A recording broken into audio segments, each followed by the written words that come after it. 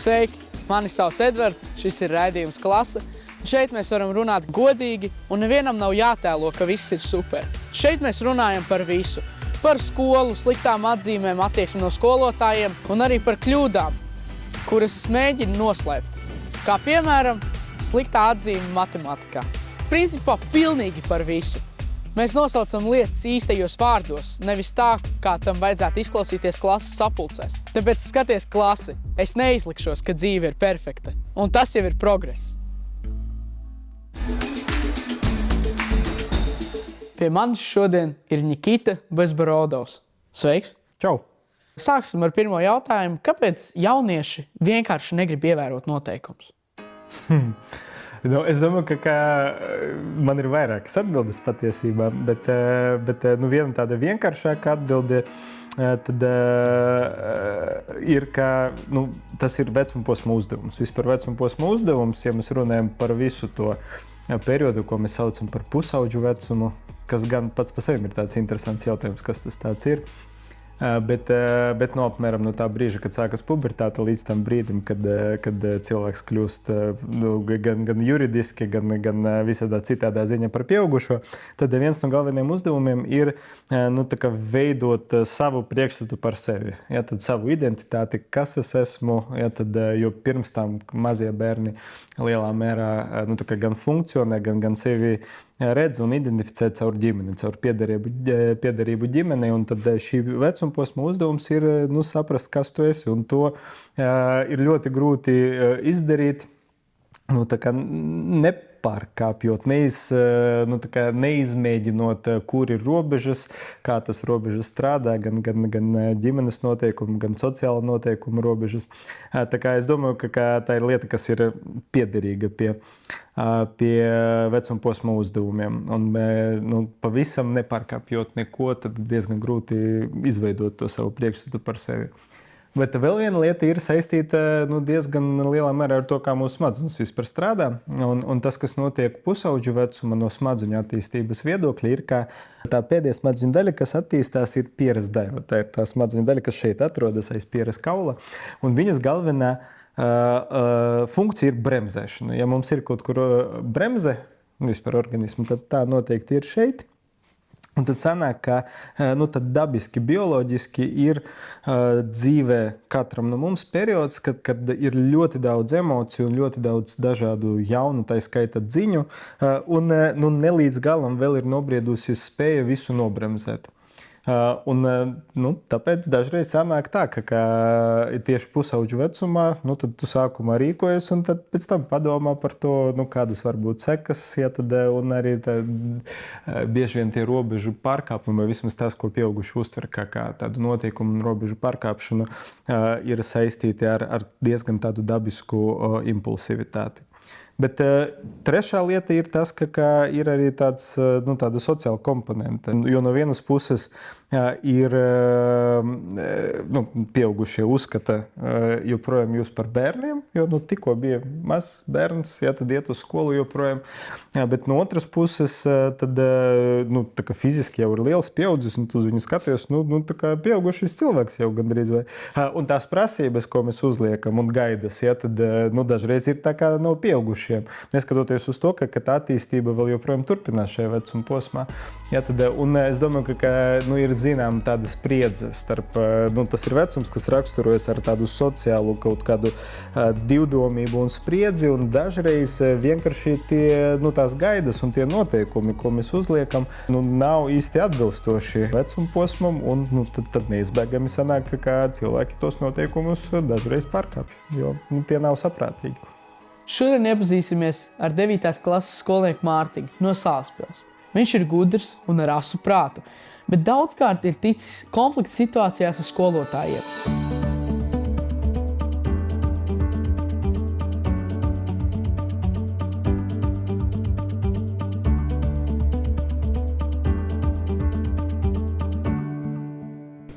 Mārtiņ, šodien tu mums esi galvenais. Lēni, komats negribīgi, austs kopa rīta gaisma, komats, kad zvejnieki pēc nemierīgās nakts, komats, ko viņi pavadīja satrakotajā jūrā, komats, ierauga krasta aprises. Punkts. Punktu aizmirst. Grūtākie brīži šajā skolā ir tas, ka līdz 6. klasē mēs mācāmies tajā korpusā, un tad no 7. klases mēs nākam mācīties uz šo lielo korpusu, kur ir tikai 7. līdz 12. klases. Tur 6. klasē tu jūties, ka tu esi tur vislielākais, bet tu atnāc uz šo korpusu un tu jau esi tevi visjaunākais. Un ja tu tur darīji visādas muļķības, tad atnākot šeit, te ir pavisam savādāk. Manā gadījumā es stundās uzvedos slikti. Es runāju ar klases biedriem, teicu stulbus komentārus nevietā. Un jā, tas mazais bērns tā arī nav izgājis no mana ķermeņa. Ir kāds dzirdēts arī no skolotāja puses, ka tu man dabūsi, ja šitā turpinās. Un tas man nepatika, ka man skolotāji ieliek piezīmi par to, ka traucē stundu. Dažreiz arī liekas, ka nepamatoti. Bija jau arī tā, ka es to skolotājiem arī esmu teicis, jau savu viedokli esmu izpaudis, ka tā piezīme varbūt bija nepamatota, jo varbūt kāds cits to darīja, nevis es. Labi, es arī, protams, runāju, bet citi runāja vairāk, kāpēc viņiem nav tādas piezīmes, bet man ir piezīme. Tad liekas, ka nepamatoti, un tad nevar tā būt, ka visi skolotāji saprot. Es esmu tāds, kuram vajag savu viedokli tomēr arī izpaust un arī kaut ko pateikt tam skolotājam. Ir daži, kuri saprot, ir daži, kuriem vispār pat negribas to saprast. Saņemot piezīmes, jau bijušas arī pārunas ar direktoras vietnieci audzināšanas darbā. Kaut kā aizgāja tas kontakts un vienkārši saprot, ka varbūt nevajag tās piezīmes labāk. Kaut kad jau ieslēgsies tas vajag aizdomāties, kas ir jādara, lai tev nebūtu tās piezīmes. Tu nevarēsi dzīvot visu laiku uz viņām, jo tad arī iet viss tas kur sociālais pedagogs, tā jau pašvaldības policija tiek iesaistīta. Man, protams, nebija tik traki, vēl nebija pat līdz sociālam pedagogam es netiku, bet, jā, ir mūsu skolā arī tādi, kuri tiek līdz tādam. Man tik traki nebija, ka es vēlos pamest skolu, bet es zinu citus, kuriem ir tādas domas bijušas, kuri vēlas pamest skolu tikai dēļ tā, ka viņiem te nav brīvība. Viņi nevar darīt, ko viņi vēlas. Ir te noteikumi, un tie ir noteikumi, kuri tev ir jāievēro skolā. Es domāju, ka ir mainījusies arī sistēma, kā tas notiek. Piemēram, mūsu skolā arī ir mainījusies sistēma. Ir kļuvuši stingrāki noteikumi, un arī tā rīcība pēc to noteikumu neievērošanas ir pavisam savādāka nekā kādreiz. Kas ir, piemēram, tev ir 3 piezīmes mēnesī, kas bija kādreiz.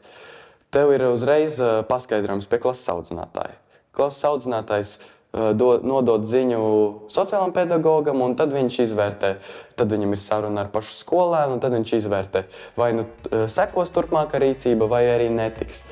Protams, smagākos gadījumos ir arī vecāki uz skolu, pārunas ar direktori, pat var aiziet līdz pašvaldības policijai un pat līdz bāriņu tiesai. Es esmu 9. klasē, protams, ir stress par eksāmeniem, kas mūs sagaida, bet vienmēr arī ir tas, ko es darīšu nākotnē. Tas vienmēr ir aiz auss tas jautājums. Es vēl baigi neesmu par to domājis, par ko es varētu kļūt nākotnē, bet man ir tā atbildības sajūta pret citiem, pret sevi, ka es domāju, ka vajadzētu kaut ko saistīt ar to, ka kaut kādu ļoti atbildīgu darbu. Dažreiz jau tie pieaugušie mums jau apnīk. Viņi vienkārši uzdod savus jautājumus, ka kur mācīsies, ko mācīsies. Mums vienkārši ir jādod. Mēs nezinām. Man kādreiz teica, ja gribi atrast, ko darīt nākotnē, ir jāpapēta profesijas. Labi, super, bet ko tad īsti pētīt? Kaimiņienes, kaķa, psihologu, varbūt kādu profesionālu atpūtas ekspertu. Nē, mēs iesim pa nopietno ceļu. Viesosimies arī pie ugunsdzēsējiem. Varbūt tā ir tā nākotnes profesija piemērota Mārtiņam, kur viņš beidzot varēs izskrieties pa gaiteņiem. Ķiveres galvā un aiziet!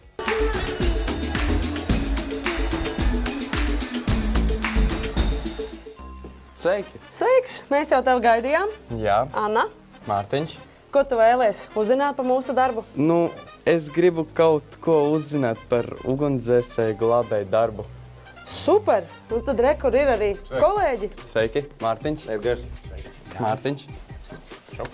Mārtiņš. Nu ko, gribi pamēģināt arī kā ir? Šits tev būs jārauj virsū. Pirmās uzvalks bikses un zābaks. A kā viņu velk? Tā sākās. Pagrūts pasākums būs. Šitās būs lēnces, velc kājas iekšā pirmā. Vietām, paņem, daudz virsū, jā. Tā. Ir pasmaga diezgan. Silts arī viņai ir. Kāpēc viņai ir tik smaga?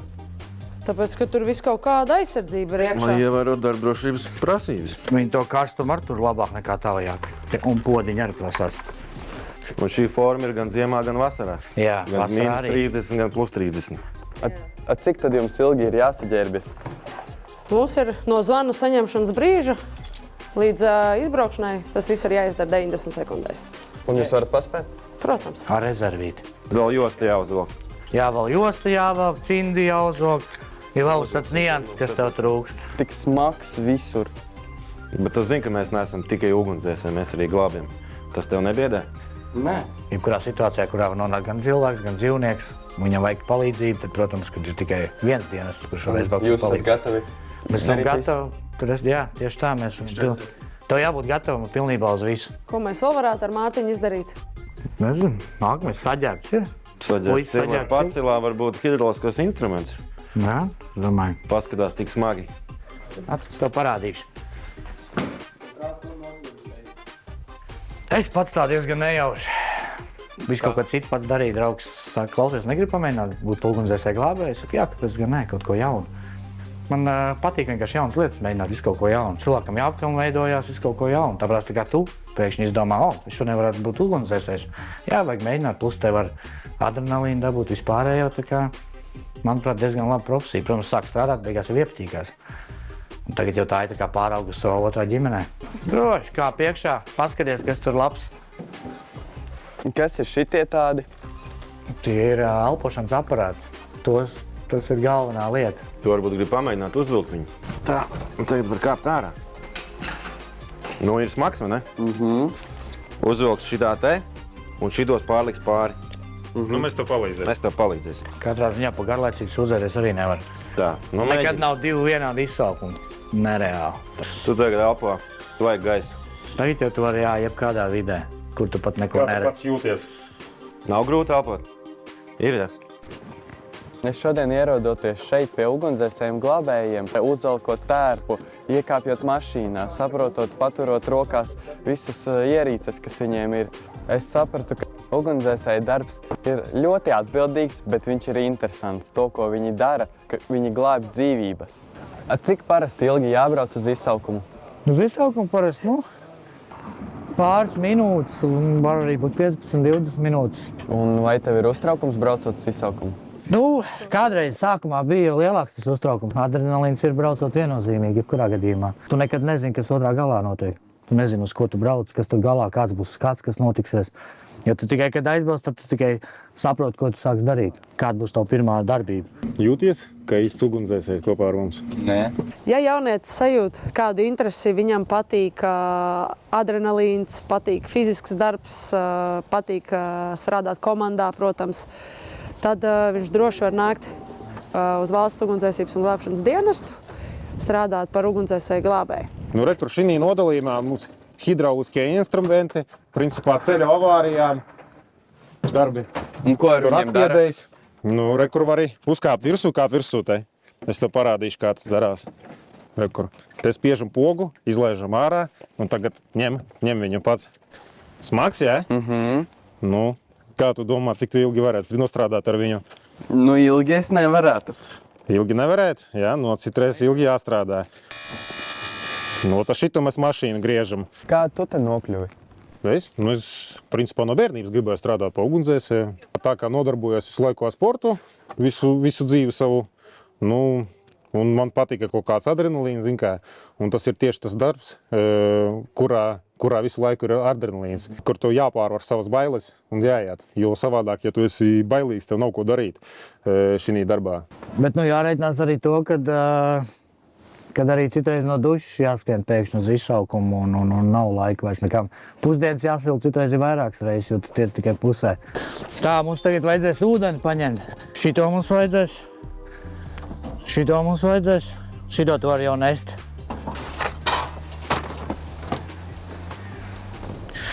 Nu ko, šeit mēs varam ūdeni paņemt. Tā, nu sākam vāks jādabo nost. Tas ir magnēts. Uzmanīgi. Gatavs. Te mēs ņemsim ūdeni. Viss notiek ātri. Nav laika. Viss ir uz ātro. Čiks gatavs. Tu viņu paņemsi. Un tad tu šitā viņu metīs, lai viņi izritinās, ja? Tagad šeit pārēj. Ideāli. Nu, redzi, šļūti atnāca spiediens. Tagad var taisīt. Nāc klāt. Ar vienu roku turi apakšā, otru turi augšā.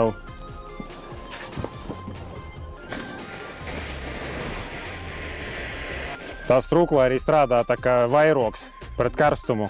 Ugunsdzēsēji glābēji ir ļoti dažādi. Viņi ir nākuši no grūtām situācijām, ir no labām situācijām nākuši. Bet, protams, ir viena lieta, kas ir vajadzīga, ko arī iesaku bērniem, to vidējo izglītību tomēr iegūt, jo tā mums ir viena no prasībām. Nu, redzi, gandrīz tā kā īsts ugunsdzēsējs uzreiz. Nu, un tad ir par pieaugušajiem. Kā mēs viņus vispār varam izturēt kā jaunieši? Labs jautājums. Es domāju, protams, ka tas nav kaut kas, par ko būtu jauniešiem jādomā. Protams, ka tā atbildība joprojām vairāk ir pieaugušiem, un tas, ar ko es ikdienā nodarbojos, tad strādājot ar saviem pacientiem un ar ģimenēm, tad es mēģinu palīdzēt vecākiem kaut kā saņemties un izturēt to situāciju mājās, un tas ir tas, par ko viņi visu laiku sūdzās. Tā, tas ir apusējs process, bet nu jā, tad kaut kā to kopsaucēju ir jāatrod. Un jāiztur vienam otru, ja, tad, un tas nav neiespējami. Ja, protams, ka tas dažreiz ir izaicinoši, bet, lai to varētu izdarīt, tad, lai izturētu vienam otru, lai vecākiem izturētu tos jauniešus, kuriem tagad visādas parādās problēmas un vēlmes un uzvedības, ja, tad gan jauniešiem izturēt tos pieaugušos, kas ir apkārt, skolotājus, vecākus, nezinu, ārstus tā skaitā. Tad viens svarīgs priekšnosacījums, ka ir jāpastāv tomēr kaut kādam komunikācijas kanālam. Ja mans galvenais ieteikums arī parasti gan vecākiem, gan pašiem pusaudžiem ir, ka svarīgi, ka tomēr jūs runājat. Komunikācija un skolotāji. Daudziem jauniešiem ir arī grūtības skolā ar tiem pašiem skolotājiem runāt. Kā skolēns ar skolotāju var atrast tieši to kopīgo valodu? Nu, zini kā, es dažreiz klausos, kas ir tas, ko jaunieši man stāsta, un arī pats sev uzdodu to jautājumu. Jo, protams, ka cilvēki ir dažādi, un arī pieauguši ir. Bet man liekas, ka ir ļoti svarīgi, ka tev tomēr ir kaut kāds pieaugušais, ar kuru šī komunikācija ir. Un tas var būt viens no skolotājiem, tas var būt, nezinu, mācību daļas pārstāvis, bet nu, ka ir tomēr kaut viens pieaugušais, kuram var uzticēties, ar kuru var runāt, arī runāt situācijas, kad ir kaut kādas grūtības vai kaut kas liekas izaicinoši. Lau, es vakardien biju vieglatlētikas treniņā pirmo reizi, un ieraugot un parunājot ar trenerīti, es sapratu to, ka treneris jau arī var būt tas pieaugušais. Tieši tā, gan sporta treneris, gan, protams, kāds no atbalsta personāla komandas, piemēram, psihologs skolā. Principā vienalga, ja, tad, kas ir tas pieaugušies, bet svarīgi, ka vismaz viens tāds kaut kur ir. Īstenībā aizraušanās pēc skolas palīdz ar visām nesekmīgajām atzīmēm un vispār atbrīvot prātu. Šodien esam atbraukuši uz Siguldu pastīties, kā jaunie vieglatlēti trenējas. Ejam!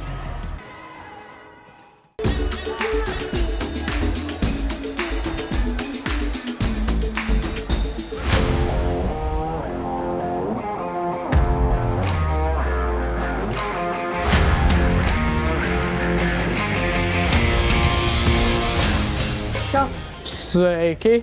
Kā tev sauc? Edvards. Advīts. Edvards. Sofija. Nu jā, šeit notiek vieglatlētikas treniņi. Jā, klausies tev. Šitā tu taisies sportot? Kā savādāk? Šorti, krāklis. Nu, man ir līdzi. Tu man aiziet pāri? Protams. Vai ātri? Labi, jā. Ko mēs te darām? Es nezinu, mēs vajag kaut kādu. Mēs varam iesildīties sākumā, tā kā. Jā, iesildamies sākumā. Bet pirmais sacensības, es pret viņu. Kurš Vai, bet sākumā uztaisam tādas lokanības ingāri. Paskaties, cik viņš lokanis un tā, lai viņam muskuļi sasildās. Ja? Davai. Gatavs, ja? Jā. Nāc, ejam. Nu, ko jūs te parasti darat? Jūs te skraidat? Skraidīšana nav vienīgā lieta, ko mēs te darām. Mums stālekšana, lode, vingrinājumi visādi. Jā, tā kaut viena no ko varām, nezinu, cik tur 100 lietām. Visu, un jūs šito mākat visu? Jā. Var arī iemācīties? Jā, labprāt. Nu, sāksim ar iesildīšanos. Ejam. Parād savus mīļākos 2 vingrinājumus pēc mēs. Labi, pirmais vingrinājums būs šitāds, stiepies un ejam. Stiepjamies un ejam. Jā, bet tikai izdara šitā. Rīktīgi pievelk pie sevis pastiep. Jā. Šitā, jūti? Un rīktīgi. Jā. Vēl, ja tu pastiep, ej un pastiep uz aizmuguri. Pastiep uz aizmuguri. Bet tā kārtīgi, pieliecies roku augšu, pietiek. Vēl pastiep, tad, ja tu gribi rīktīgi, tā, lai pastiep savus pīrs galvā, pastiepties to. Jā. Jūt, ka stiepjas? Jā, rīktīgi. Es jūs vispār ilgi nodarbojaties ar vieglatlētiku? Šis man 3. gads, bet es ļoti daudz citas sportus darījusi. Es sāku iet, jo man apnika baigi futbols, un bija tādi daudz nejauki cilvēki tur, un man jau ļoti gribējās vieglatlētikā, un es gribēju ātrāk skriet, tālāk lekt visur, un jā. Jā, es arī gribēju ātrāk skriet, tas bija mans pirmais moto. Es vienkārši pamanīju meiteni, kas ļoti ātri skrien, un es arī gribēju. Jā, nu tad uzšķienamies. Nu, tā gatavi. Uzmanību, gatavību, start!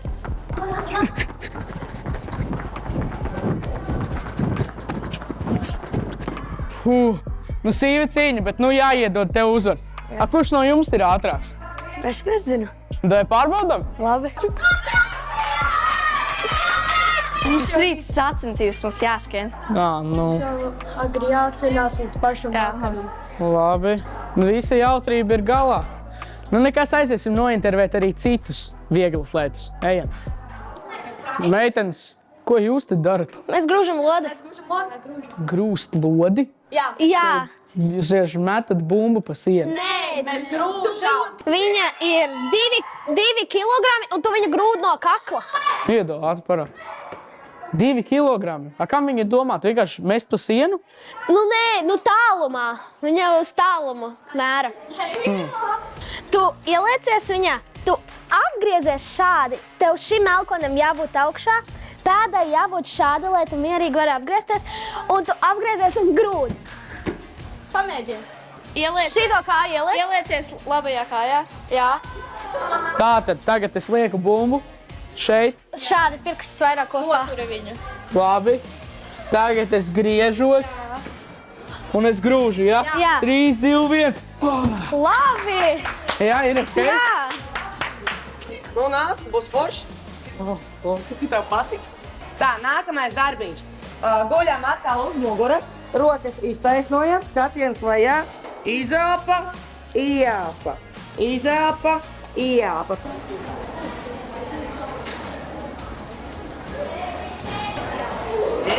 Un pēdējais, visvieglākais izbaudām pretā tempā 7 karsti. Tā tiešām bija atsildīšana. Jā. Nopietni. Un jūs tos saucat par vieglāko daļu no treniņa. Jā. Nu, es nezinu. Nu, šitas tev nav parot ratā ar rolleru. Tu noizgās. Augšā izelpa, lai ieelpa. Vai jums ir bijis kāds konflikts skolā, vai arī pieņemsim, jūs dabūnat sliktu atzīmi, jums ir slikta pašsajūta, vai šitā ir tā vieta, kur jūs varat atnākt un izlādēt visu slikto?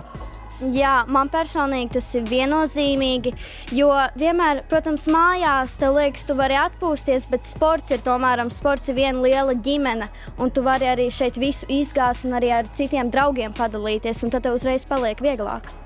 Arī, ja es sasīdos, piemēram, ar draudzeni, es atnāku uz vieglatlētiku, un es zinu, ka man tie ir draugi, ar ko es varu parunāt un izgāzt visu, kas man ir uz sirds. Ja skolā kas notiek, tad var atnākt šeit, izskrieties, tur izlādēties, un tad visas tās domas vienkārši pazūd.